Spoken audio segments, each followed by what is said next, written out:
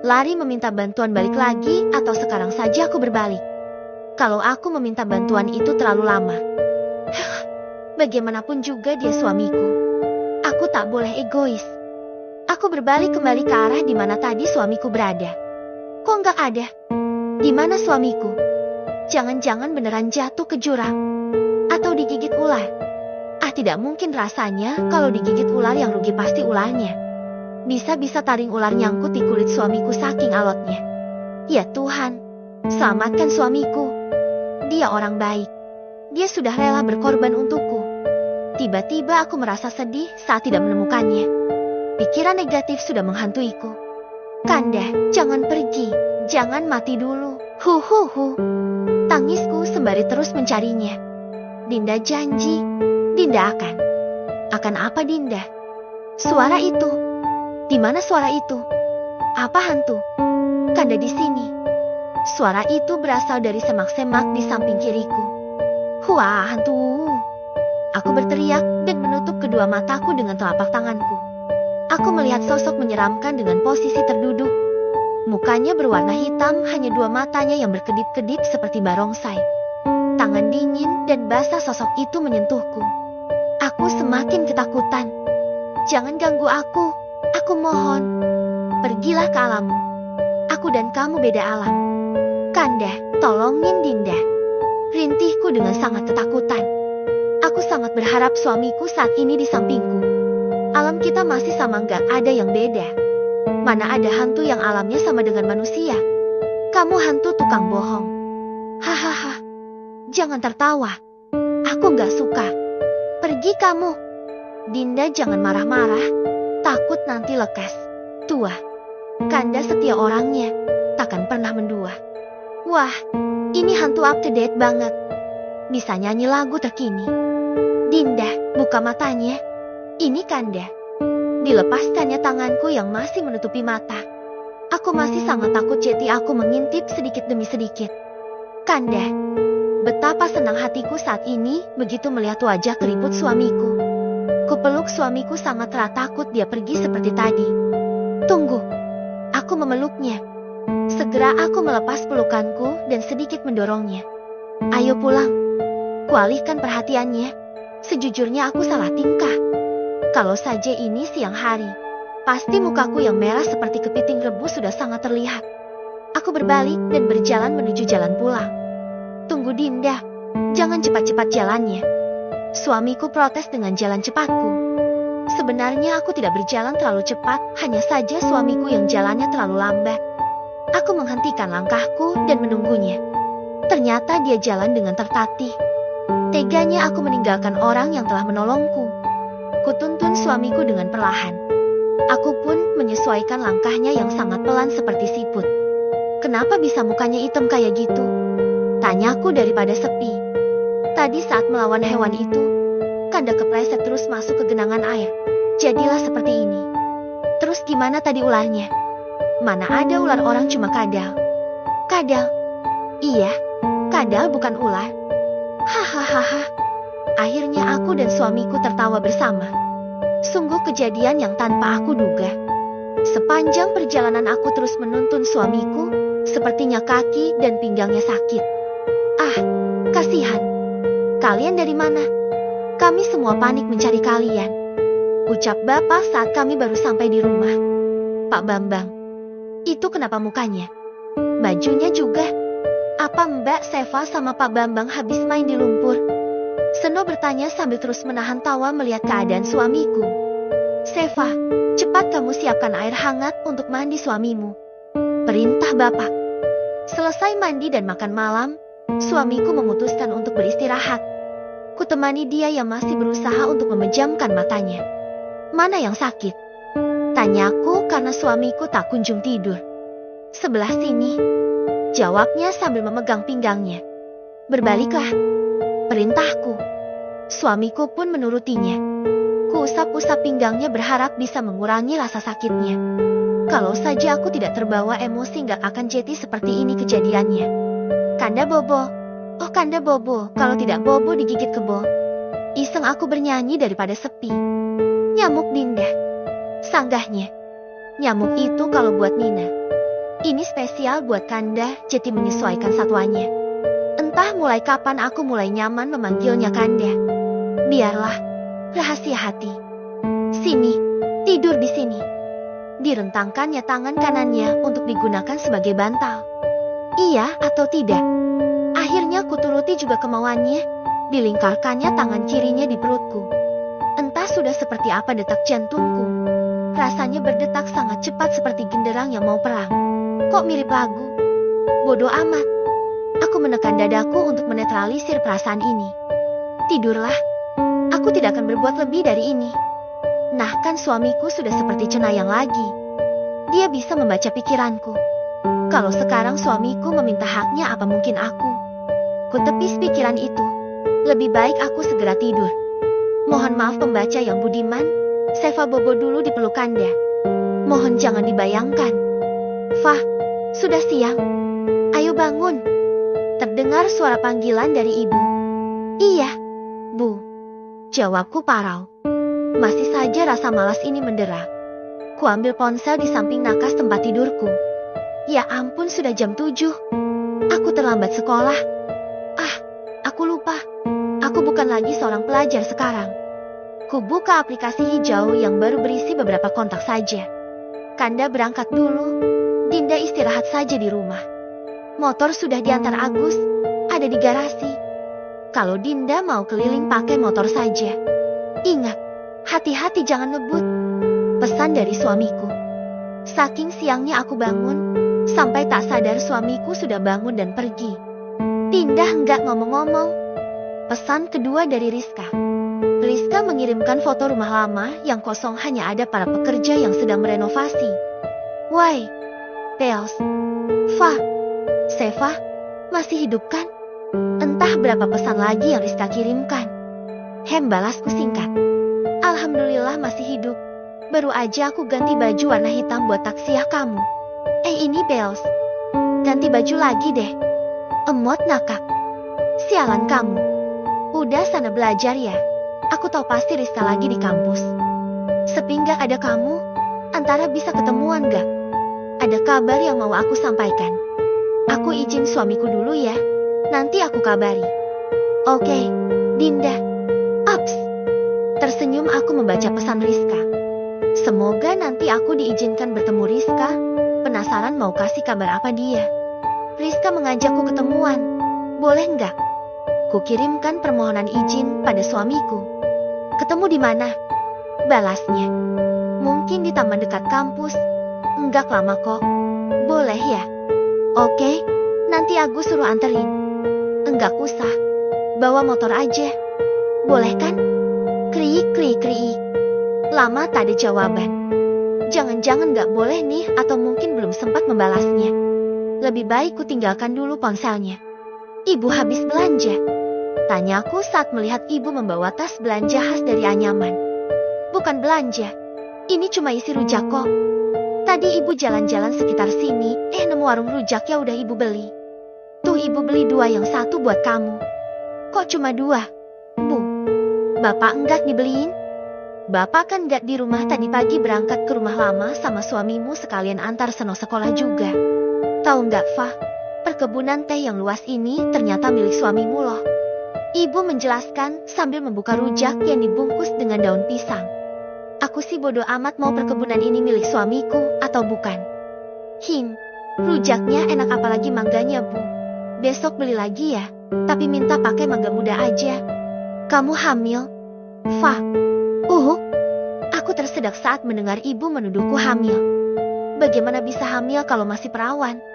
Ingin ku mengatakannya tapi enggak ceti. Hamil? Enggak, Bu. Jawabku. Kemudian berlalu pergi. Takut ditanya lebih lanjut. Oke, Dinda boleh pergi tapi jangan pulang terlalu sore. Ingat, jangan ngebut. Pesanku dibalas juga sama suamiku. Siap, Bos.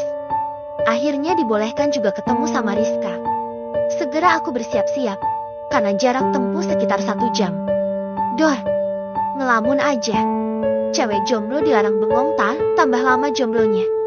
Aku menggoda Rizka yang sedang duduk sendirian menungguku. Sialan kamu. Doain gitu biar gak jomblo terus. Dasar sahabat durhaka. Sungutnya. Nih, mau nggak? Kuberikan kantong kresek berisi minuman juga camilan. Widih, Dinda baik deh. Goda Rizka yang sekarang ikut-ikutan memanggilku dengan nama Dinda. Katanya tadi mau kasih kabar. Apaan? Penasaran nih? Tanyaku pada Rizka. Bentar, minum dulu ini. Haus. Jawabnya. Dimasukkannya sedotan pada minuman yang tadi aku bawa. Andi pindah. Fah. Lanjutnya. Pindah? Pindah kemana? Penasaran aku kemana pindahnya Andi. Menurut cerita yang satu kelas, Andi pindah ke luar negeri, dan kamu tahu, tadi di kampus terjadi drama tangisan. Si Susi si milik Kitty yang naksir berat sama Andi nangis kejer di kelas begitu dengar Andi pindah. Terus lagi Fa, masak aku lihat tadi ayahnya Susi lagi di pangkalan ojek gitu. Bukannya kalau si Susi cerita ayahnya kerja kantoran ya? Apa mungkin setelah dipecat Pak De Parmin sekarang jadi tukang ojek ya? Rasanya nggak mungkin. Pak De Parmin kan bisa cari kerjaan yang lain. Secara riwayat pendidikan Pak De Parmin cukup tinggi, masa pilih jadi tukang ojek. Kira-kira Andi pindah ada hubungannya sama kejadian kemarin gak ya? Tanyaku pada Rizka. Jelas ada.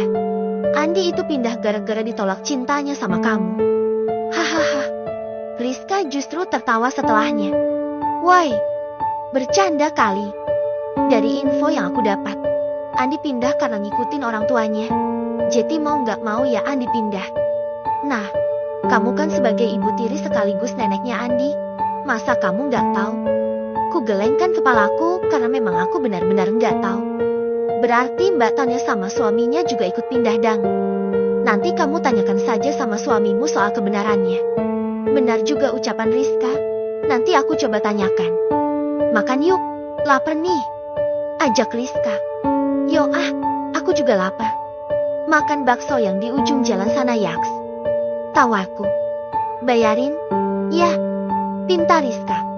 Kuanggukan kepalaku tandanya setuju. Enggak ada salahnya aku membalas kebaikan Rizka selama ini. Dulu Rizka sering mentraktir aku makan, jadi sekarang gantian aku yang mentraktirnya. Sesampainya di kedai bakso suasananya cukup ramai.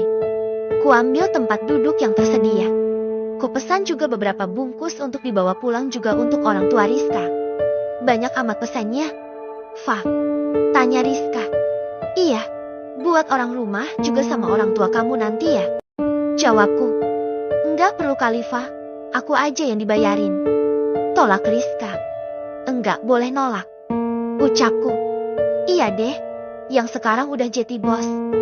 Kalau gitu sekalian bungkus buat orang CRT aja boleh nggak? Canda Rizka. Tak lama berselang pesanan bakso kami datang. Enak Fa, baksonya. Suara itu datang dari arah belakangku saat aku sedang menikmati bakso. Aku menoleh ke sumber suara. Rizka tak kalah kaget melihat orang itu. Enak dang. Masa enggak? Jawabku ketus. Mas, minta dibungkus 10 ya. Yang beranak 5, yang bakso iga 5 dimakan sini 1. Yang dibungkus kuahnya pisah. Teriak Bude Ratmi pada pelayan di kedai bakso.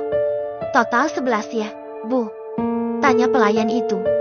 Bener mas, yang bayar dia nanti ya. Telunjuk Bude Ratmi diarahkan ke mukaku. Rizka yang mendengarnya hendak berdiri untuk protes pada Bude Ratmi. Tapi kuberikan kode pada Rizka agar diam. Bude Ratmi akhirnya melenggang pergi dengan santainya dan duduk di meja yang ada di pojokan. Kamu beneran mau bayarin? Tanya Rizka. Udah, kamu diam aja. Udah selesai belum? Udah, mau pulang sekarang? Tanya Rizka. Iya, yaks. Ajaku. Berapa semuanya ya? Mas, tanyaku saat berada di kasir. Punya mbak, yang dimakan 2 yang dibungkus 6 ya? Terus tadi tambahan sama ibu-ibu itu ya? Jangan mas, yang punya ibu itu aku nggak bayarin. Aku cuma bayar pesananku aja. Sanggahku. Suaraku sengaja aku naikkan agar Bude Ratmi mendengar aku tak mau membayar pesanan baksonya. Nah kan? Begitu mendengarnya Bude Ratmi langsung mendekat. Enggak bisa gitu dang. Fah, tadi kan Bude bilang kamu yang bayarin. Emangnya tadi Seva bilang mau bayarin? Enggak kan? Bude yang pesan ya, Bude yang bayar. Berapa mas pesananku? Sekalian sama pesananku, mas. Bude masih saja minta untuk dibayarin. Pesananku aja mas, enggak sama yang lain. Jelaskan mas. Pelayan itu akhirnya menyebutkan nominal pesanan bakso yang aku pesan tanpa ada punya Bude. Kuserahkan uang sesuai nominal pada kasir. Fah, ini gimana Bude bayarnya? Mana pesan yang paling mahal? Bude kurang duitnya? Fah, bodoh amat. Silahkan dinikmati Bude. Ucapku sambil keluar dari kedai. Tak kuhiraukan Bude yang terus memanggil namaku. Dek. Ponselku bergetar. Kalau bukan Seno berarti ya suamiku yang telepon. Kontak di HP kau baru berisi 3 orang Seno, suamiku, dan Rizka. Gak mungkin Rizka yang telepon orangnya aja ada di depanku. Halo, assalamualaikum jawabku. Waalaikumsalam. Dinda di mana? Tanya suamiku. Ini lagi di parkiran mau pulang. Ada apa? Karena di supermarket, Dinda bisa kesini. Oke, langsung ke situ.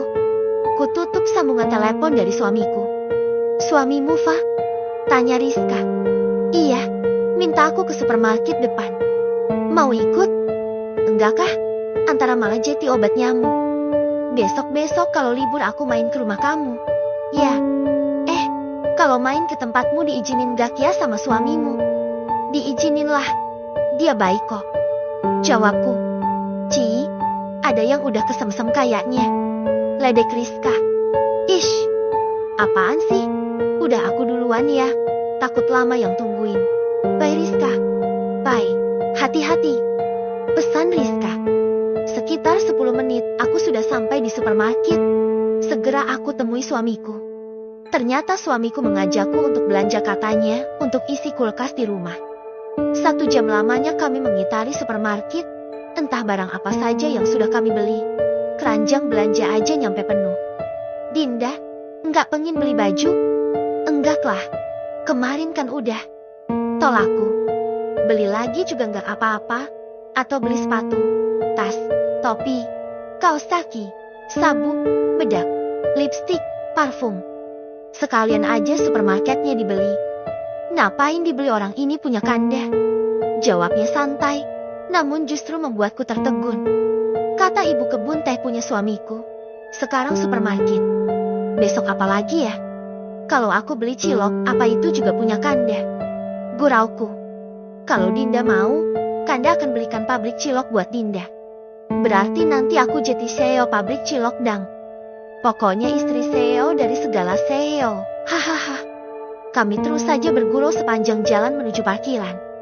Kalau orang yang melihat tentu akan berpikiran betapa eratnya hubungan antara kakek dan cucunya. Gus, bawa belanjaan ini di mobil. Aku mau pulang naik motor. Perintah suamiku pada Pak Agus saat kami sudah sampai di parkiran. Baik bos, sahutnya.